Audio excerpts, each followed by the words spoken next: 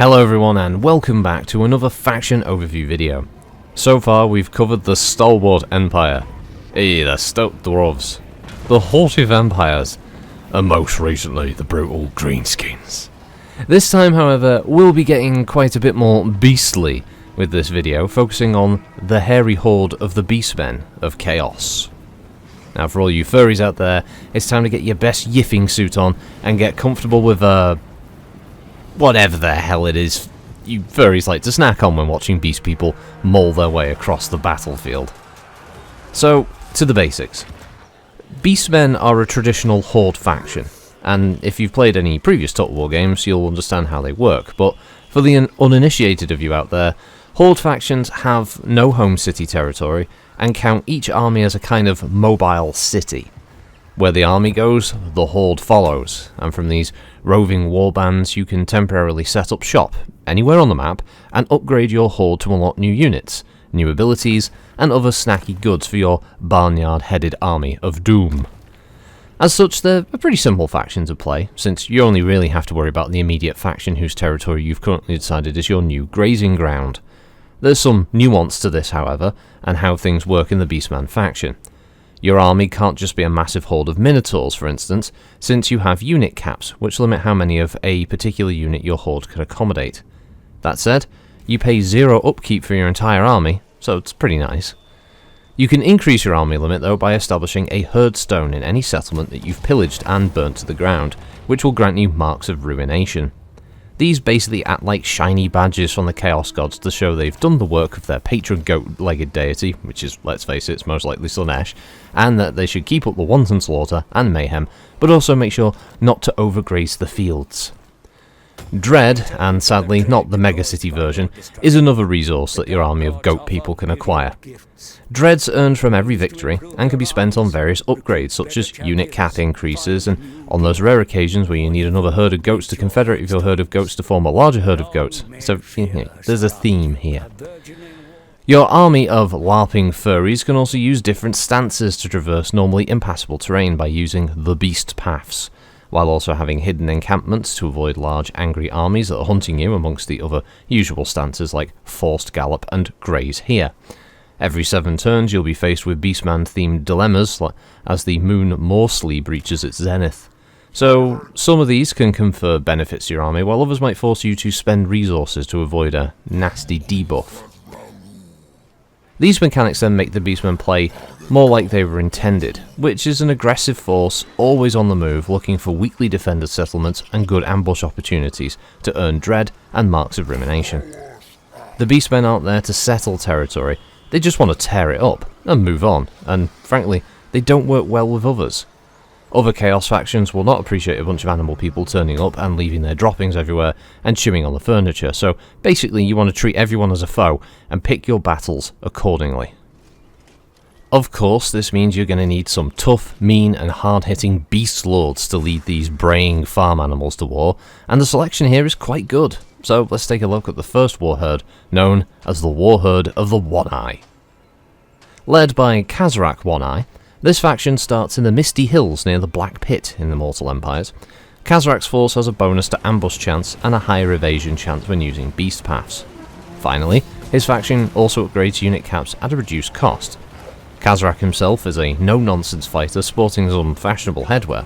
He is a warrior that wields a whip, see the Slaanesh link, called Scourge, and features the armoured and melee expert traits. He has Vanguard deployment that allows him to get into the fight frighteningly quick for any army not prepared for a melee LL, remember the lingo, to be up in their face within 30 seconds of the battle starting. This Vanguard deployment also extends to any Bestigors in his army, the clue there's in the name, and his Razorgore Chariots. He also adds poison to his army's attacks. As he levels, he can take the weight off his hooves with a Razorgore and later a Tuskgore Chariot, so his playstyle certainly suits the aggressive style given that he can deploy some of his troops alongside him at the battle start very close to the enemy line, alongside a higher chance to ambush the enemy on the campaign map, while also weakening the entire force with poison attacks.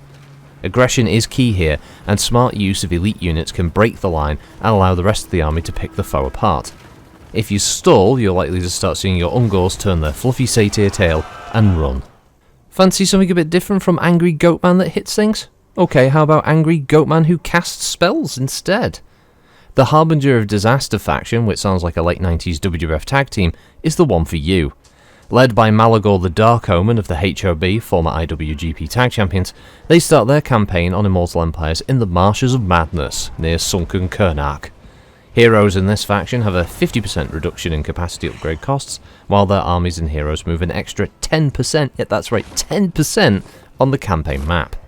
Finally, hero recruit ranks for any Bray Shamans or Great Bray Shamans are +5 for all provinces.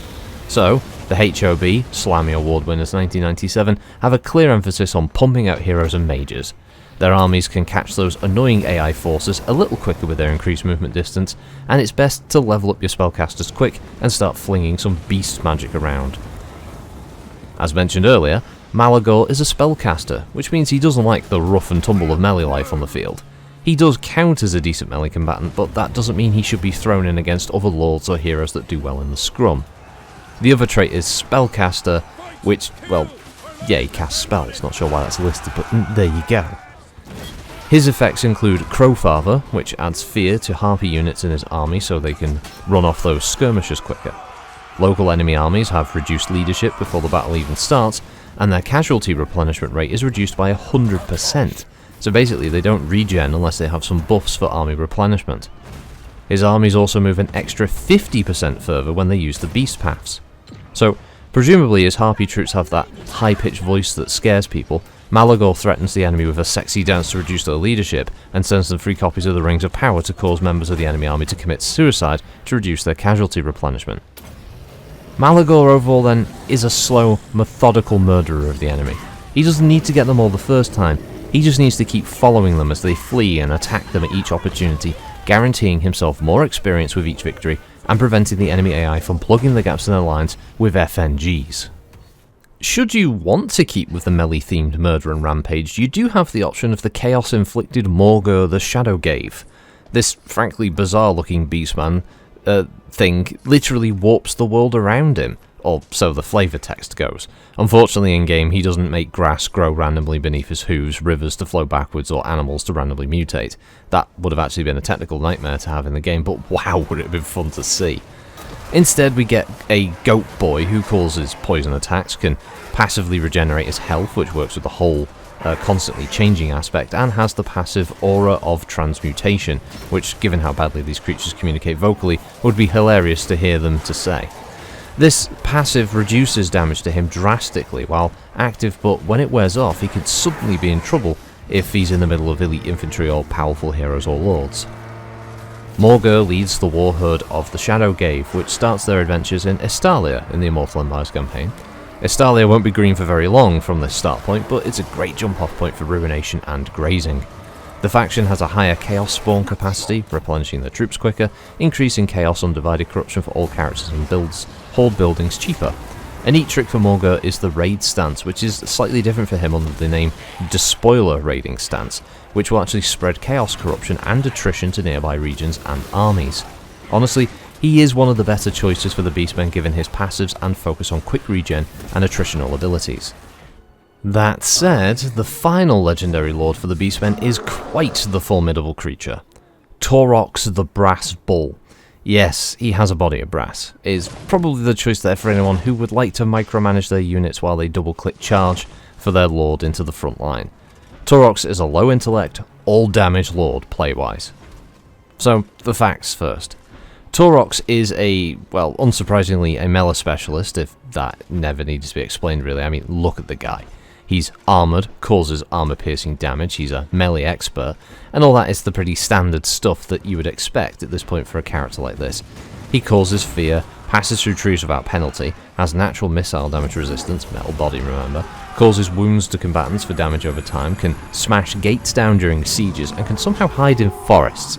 His passive abilities Bloodgreed and Slaughterer's Call increases armour-piercing damage, charge bonus, melee attack, and leadership collectively. His personal tribe, cheerfully called the Slaughterhorn tribe, have unique mechanics.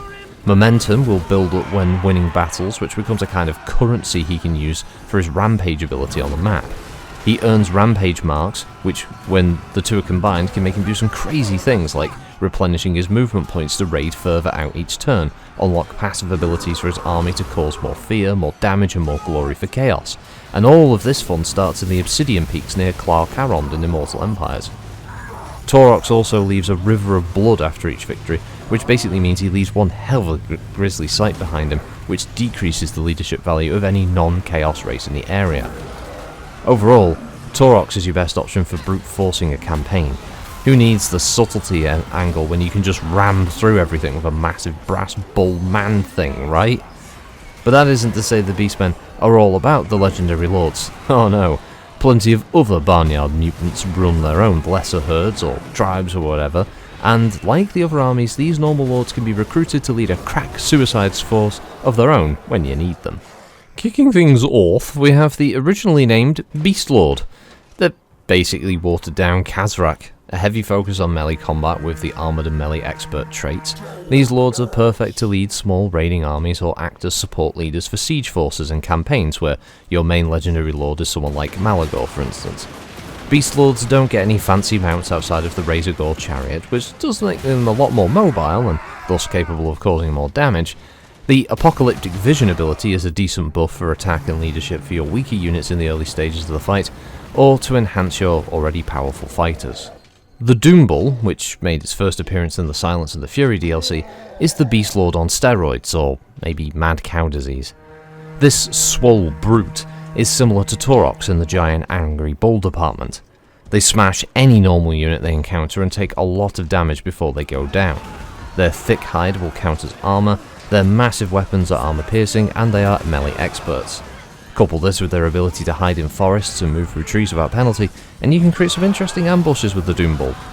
It even has a couple of unique abilities in the form of Barbed Knuckle Boxing, which buffs the Doombull's melee attack, base weapon damage and armour piercing rate. Dazed is a constant effect which lasts 10 seconds and reduces melee defense and the speed of the unit hit by this Roidy Magoo. But the final standard lord choice is the Great Bray Shaman, which arrived as part of a free update on the Total War Access page. These come in numerous spellcasting themes, wielding the spell lists of the laws of beasts, death, shadows, and wild. They can unlock mounts in the form of the Razor Gore and later Tusk Gore Chariots to keep them away from enemy melee troops, and they work like most wizards in that they die very quickly when they get pelted with arrows or shot or clobbered with swords in close combat. But it is always a good idea to deck these buggers as quickly as possible. There's nothing more unnerving than a goat person casting spells and speaking in the same guttural tongue as your average 4 AM McDonald's customer. But every faction needs their heroes. The warriors and spellcasters who didn't quite make the cut to become lords of their own armies, so they had to settle for the sidekick role, always looking to become the next big thing but never quite reaching that lofty goal. The Beastmen have their own smattering of heroes to fill the niches on the field of battle and perform vital functions on the campaign map. The first hero then is the Gorebull, who acts as leaders of the Minotaur tribes. Apparently not big or beefy enough, I mean, can I say that, to be a Doombull, they act effective as frontline fighters in their own right. The most useful aspect of the Gorebull is they count as anti-large, which none of the other Lord units have as a trait. They also have the usual armour piercing and armoured traits, and generally you can throw a Gorebull into a fight and let them do what they do best without much management. After all, he's a muscle-bound cow person with axes and a grudge against fast food establishments. I think he can handle himself fine. The other side of the coin then is the Wargore. This relatively new hero was added in the Silence and the Fury DLC, and acts as a kind of anti-infantry hero to the Gorebull's anti-large role. Wargores are tough melee combatants with melee expert and armoured and shielded trait. When attached to your army, they can unlock new upgrades for specific troops in the force, like Vanguard deployment for Bestigors, Fear for chariot units, or just improving your general army replenishment rate. Given he can nab himself his own chariot mounts of the Razor and Tusk Gore variety, means he also benefits from the same upgrades to the chariot units as well, and it can make him quite indispensable for forces when you're on the offensive. The final hero is the standard Bray Shaman, which is your bog standard wizard dealing in the same 4 laws of magic I mentioned earlier. They can take the weight off their hooves by leveling up and unlocking themselves more spells and a chariot to stay mobile, and they obviously have all the same drawbacks that wizards suffer in that if you were to send Shagroth Ball Chewer into the fight with Gorgak Goat Cleaver, it won't end well for him, for instance. But where would any army in the old world of Warhammer be without the humble infantry?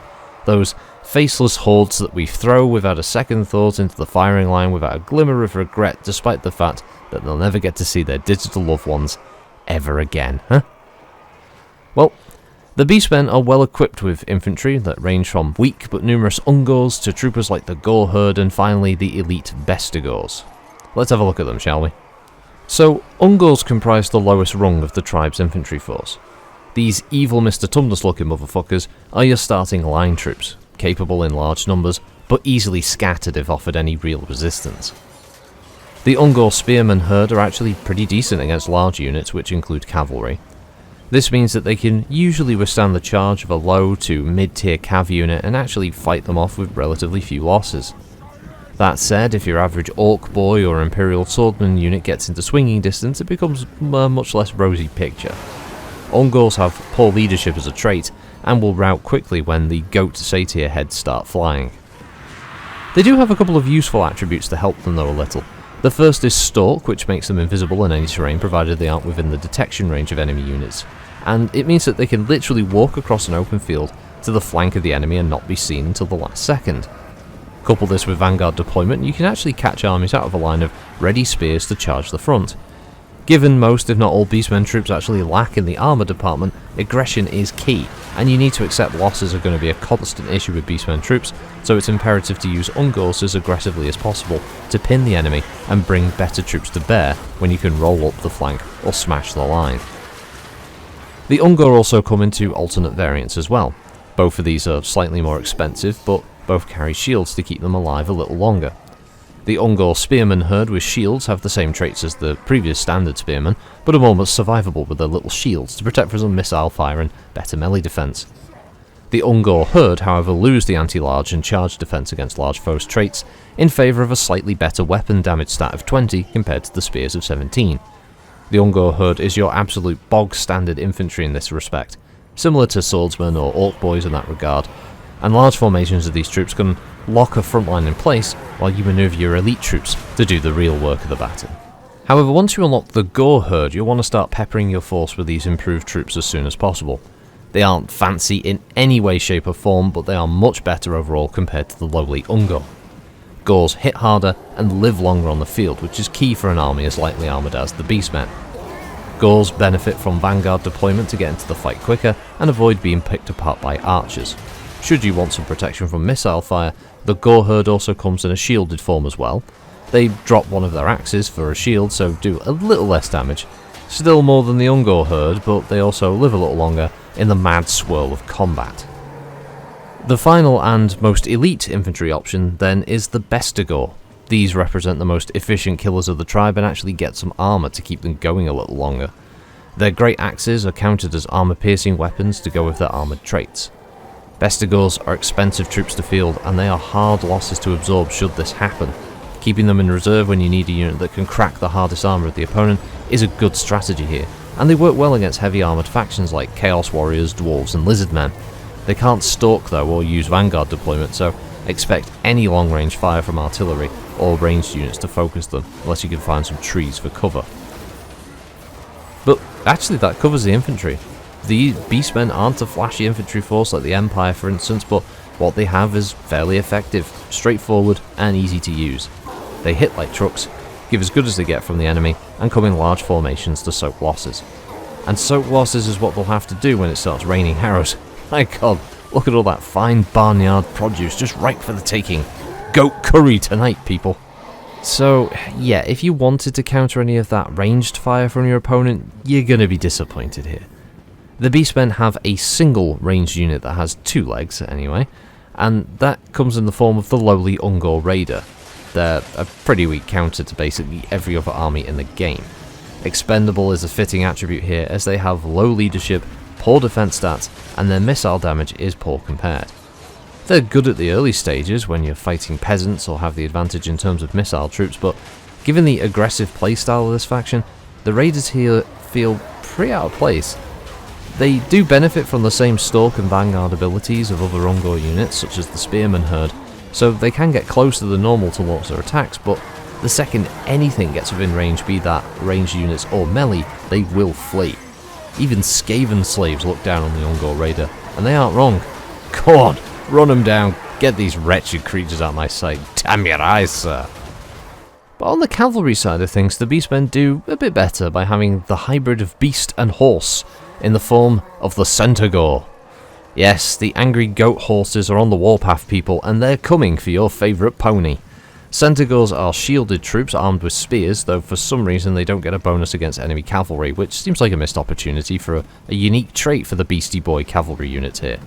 They can use vanguard deployment though, which does allow you to set up flanking attacks quicker to counter enemy ranged or artillery units, which makes them quite useful. They lack armour however, and as such will struggle in most cavalry on cavalry fights, so keep them on the move, harass when possible, and look for targets of opportunity. The better choice for any anti-cavalry melee or heavy infantry murder is the Centaurs with great weapons. They swap out their shielded trait for armour piercing while keeping their vanguard deployment. They can certainly kill with the best of them, but like virtually every other unit in the Beastmen roster, they have crap all for armour and die quickly when showered with arrows or bullets or just hit hard enough by a melee troop. Shock is your best weapon here as these fast moving gorses, hotes, trying something new here, stick with me, can slam into the enemy, do big damage, and then back away to find another juicy rear to slam into, and yes, I am going there. The final cavalry troop then is the Centaur with throwing axes. Given the axe's famously short throwing distance, it means you have to get uncomfortably close with these troops to make the best use of them. When they do throw however, they do cause a lot of damage as axes have the historical knack of piercing armour quite easily. Coupled with their speed and vanguard deployment, you have a recipe for an annoying unit of gorses that can chuck a bunch of axes at your bonce and then run away neighing or braying or whatever a horse-goat hybrid would make, sound-wise anyway. And, well, we know the sound they make when they die, so maybe it's something along those lines, but yeah. Oh, look at all those tasty Tesco horse steaks just waiting there to be harvested after the battle. Now, chariots have been mentioned numerous times here as standard mounts for heroes and lords of the Beastmen army, and yes, they're even available as standard units for your army, should you want to add pork to the menu. Beastmen chariots come in two distinct flavours. The first is the Tuskor, which is the entry-level pig-pulled weapon of war. These units count as armoured, armour-piercing damage, and they have an anti-infantry attribute. The second chariot is the Razor Gore, which has the same attributes but adds no forest penalty, so they can go full pelt through the trees for those nasty flanking attacks. Ultimately, it comes down to your stats here, and the Razor Gore, they're the superior option when available, and should be taken to replace any of your existing Tusk Gores. Sorry Tusk Gores, but you just ain't making the cut when the Razor are around, you know? Nothing personal. Chariots are kind of a special unit in Total War though. They are powerful, but they need a lot of micromanagement to make them effective. Unlike cavalry, who you can just right-click and send into your chosen soft, fleshy cushion of choice to overrun and chase down those fleeing units, the humble chariot struggles to get to grips with the foe in the melee. As such, you need to regularly charge in the chariots and then move them away and then charge them in again for those big charge bonus stats.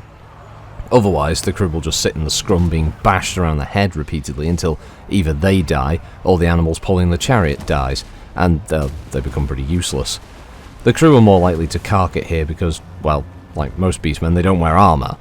And it's just my opinion here, but chariots are just too much work for very little reward.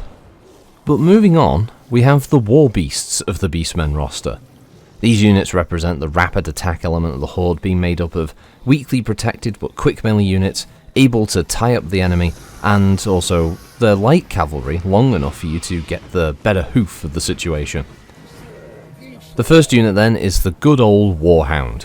These units kick about with a few armies already, such as the Vampire Counts, all the way up to the Norscan tribes and the Chaos Warbands. Warhounds, they aren't winning any prizes for their battlefield performance, but they can absorb losses that you don't want your other troops to suffer, and they can harass armies that rely on skirmishers to do their work. Warhounds have scaly skin, which reduces incoming missile fire damage, but they use vanguard deployment to start close to the enemy, as they're countered as very fast as well, but they're pretty weak against armour. You can deploy a poison variety of these troops, which, given the clue in the name, they get poison attacks alongside these other attributes. They have the exact same stats, but the poison makes them more desirable because of the debuff that it has. Remember, Warhounds won't win you the fight, but they will create headaches for the opponent and tie up some valuable troops when you need some breathing space in the early stages of a battle. Going back to the bacon on the roster though, tasty bacon. We have the Razorgore herd. These work in a similar manner to the aforementioned Warhounds, but they have a bit more of a punch to them when they charge. Unlike Warhounds, you'll still want to send these snorting mounted muscles into the front line to smash through the infantry and cause some damage. Razorgores count as anti-infantry themselves for some bonus damage, and they also have armor-piercing attacks, which makes them useful against armies who rely on tough line infantry, like dwarves for instance. They're actually fairly quick as well, which allows them to keep up with some cavalry. The main function though for these little porkers is, because they don't have much melee skill, you want to smack them into the line, cause some mayhem, and if possible, get them out of the line again to do it all over. I like to call it the gammon hammer. Finally, we have the Harpies. Now these ain't your sexy bird ladies, oh no guys, these are chaos afflicted monsters that just happen to have boobs, and they don't like you stealing their eggs to use in their fry-up. Harpies function similarly to other low-tier flying units like, say, the Bat Swarm, in that they're relatively weak, but they're pretty useful for nullifying rear-line units like artillery. It helps that they have vanguard deployment and they're very fast, so they can very quickly zoom over the front line and dive down on those archers or war machines that you don't fancy taking shots at your menagerie. In a pinch, Harpies can go into the melee with frontline troops due to a pretty decent melee defense stat, but don't expect them to hold the field for you. Harpies are a tool best used at the right time. Well, yep, that covers the war beasts, so it's time to move on to the monstrous infantry. Wait, I would have thought the main infantry were the monstrous infantry because they're all beasts. Sorry. Yeah. Just stick to... okay, just stick to the format. Okay, yeah, oh, right, well... well, the Beastmen certainly don't lack in the monstrous side of things. I mean, they bring a fair amount of brute force to the field in the form of the Minotaur. Probably a contender for best monstrous infantry in the entire game series. Minotaurs come in a few varieties, from your standard ones through to the Minotaurs with shields, and finally the Minotaurs with great weapons. So, Minotaurs are a dual axe-wielding slab of pissed-off bullman. They count as armor-piercing with their attacks and move through forests without penalty. They can cause fear, which is to be expected given their frosty in appearance, and when they charge into a melee unit they will cause a lot of damage to say the least. Their high melee attack stat combined with a strong weapon damage stat means that they cause numerous casualties before going down, and that's if they don't just outright rout the troops that they're fighting. Of course they have some drawbacks. Minotaurs are very small in number online, massing in at 16 on ultra settings and a mere 4 in small. They lack any missile, physical or magic resistance, meaning they take full damage from each type of attack, and the biggest threat to them is the missile troop. Head-on charges can be softened considerably by a dedicated volley of missile fire, whittling down the Minotaurs before they even get a chance to go full rodeo mode on someone's ass. Throwing them in without careful planning could spell disaster for these troops. With that said, the shielded Minotaurs can offset some of this missile fire and still remain brutal business combatants on the field. Other than being shielded with that attribute, they have the same bonuses as your regular Minotaur unit, but with some added survivability in the mix. It's hard not to recommend upgrading your existing Minotaurs to these units when you get a chance, because they only lose a small amount of damage for the shield, and really you're quibbling about being hit with a truck over hitting with a slightly smaller truck with some extra bumpers on the front. It's still gonna hurt a lot. The Great Weapon Minotaurs though, they go in the complete opposite direction. They double down on the damage dealing attributes that these troops have, with added anti-large. Instead, they're able to deal with late army monsters like Rat Ogres in the Skaven lineup, the Arachnarok Spiders for the Orcs, and, well, Ogres, amongst many other units. They still die very quickly to missile fire should they find themselves in the open without any meat shields to protect them, and generally, you want to keep these bovine powerhouses in the reserve for when you need something dangerous dealt with quickly, and, well, messily. Finally here though we have the Chaos Spawn, which are insane mutants tainted with the horrors of the warp. Chaos Spawn are powerful shock troops that never break and fight until dead, or their enemy lie in bloody heaps on the floor around them. Beastmen Chaos Spawn are unique in that they actually cause poison debuffs unlike other Chaos Spawn, but they do a little less damage in exchange. Still, like the truck analogy earlier, this isn't much of a step down damage wise. I mean, they still hit hard. Chaos Spawn counters anti-infantry and also suffer no forest penalty. They do have the same drawbacks though when it comes to their low armour and quick death to missile fire, so you still want to plough them into the front line as soon as possible. And with that, that's the War Beasts, or Monstrous Infantry, sorry. The final selection of Beast theme units is the Monsters. This kind of covers the War Machine section as well, since a giant is generally considered a war machine in and of itself, so let's have a look at those. The first creature is the Feral Manticore, as opposed to the more normal and playful Manticore apparently. The reason it's deemed as feral is down to the creature's tendency to go postal at any minute. High health, low health, it doesn't matter with a Feral Manticore, they can and will rampage at the drop of a hat. This means it won't accept orders and it will attack the nearest enemy to it when it goes all rampagey. Now, Manticores aren't weak by any standard, they fly, they have no penalty when moving through forests, and they cause terror. They do have some missile resistance as well, and they hit hard, but anything with the anti-large trait will do them in right quick when rampaging, like spears for instance, or great weapon infantry. You really don't want to commit fluffles when you aren't sure it will go schizo and attack the wrong thing. Best bet is to use it to hunt down artillery or those annoying archers first, and then have them run into the back of the front line to, perform some mopping up duty. The Beastmen also have access to a giant. This version is rather hairy and has horns, suggesting that this giant is some kind of terrifying hybrid result of when a very drunk giant makes love to a very flexible goat. This works in pretty much the same way as the giant that you've seen in the Greenskin roster video, which I hope you have seen. The main benefit here is that because the Beastmen pay 0 to recruit their units, they can have a giant in a single turn, so you get them a lot quicker. In combat they count as anti-infantry, do armor-piercing damage, and they cause terror, and move through forests again without any penalty. Given their size though, they are pretty easy to hit with artillery and missile strikes and magic, and are very slow to get from A to B, but they have a lot of hit points, so they can tank that damage and get creative with their murder when they do get to the front line. The Cygor is counted as the only artillery of the herd. This giant cycloptic monster will hurl massive stones across the battlefield to crush their foes. Cygors are all as mad as a box of frogs on account of their sight being tied to that of the realm of chaos. They don't see things like we mere mortals do, oh no, they see things in a much more trippy and fantastical way, and mages, they stand out like beacons to them in all of this. It manifests in the Soul Eater ability, and it causes a 50% miscast chance for any wizard on the field. Cygors though are tough fighters, as with their armor piercing trait for their rocks, they have no forest penalty, and they cause terror. They have less health than the giant, but it's still pretty good health wise. Given they are a living, breathing artillery unit, you don't have to worry so much about fast movers trying to kill them before the fight's even gotten started, since anything small, fast moving and relatively squishy will be eaten by a Cygor without issue. The downside is, compared to normal artillery units, the Cygor is quite large, and opposing artillery can more easily counterfire this Cyclopean rock chucker.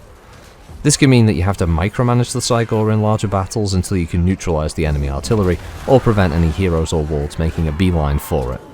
This next unit though was a long time coming for the roster, and honestly, why it took so long is still the mystery really. The Jabberslife. To boil it down, it's a really big chaos spawn, though it isn't technically a spawn of chaos, it's just something so grotesque and abhorrent it kind of just gets lumped in there. In lore, they're supposed to be so horrifying to look upon that they can actually make you go mad like some kind of elder god, and have an aura of madness ability that causes slow damage over time to units and characters in its vicinity. The Jabberslife itself is no Jabbersloth when it comes to combat either. This thing hits hard with armor-piercing attacks, it has a poison debuff and counts as anti-infantry and causes terror. Given this is the closest to a dragon-type unit the beasties have, it has a breath weapon of sorts in that it will spurt its blood as an active ability, essentially just throwing up some of its own corrosive blood to kill you or any units nearby outright. Any unit skilled at monster slaying will murderize a Jabberslife if they leave it unsupported or forgotten about on the field, but if you just need something to absorb hits and cause tons of infantry deaths, this mob's a solid choice. The final unit here then for the Beastmen and for today's video is the Gorgon. This giant multi-limbed minotaur is quite the sight, and is the most recent creature to be added to the roster. It fills out the role of giant monstrous unit that used to be the dual role held by that of the Cygor, which with this now means the Cyclops can be freed up to throw some rocks. Gorgons are massive cannibalistic psychopaths. They crave meat in all forms and grow more powerful the more they consume.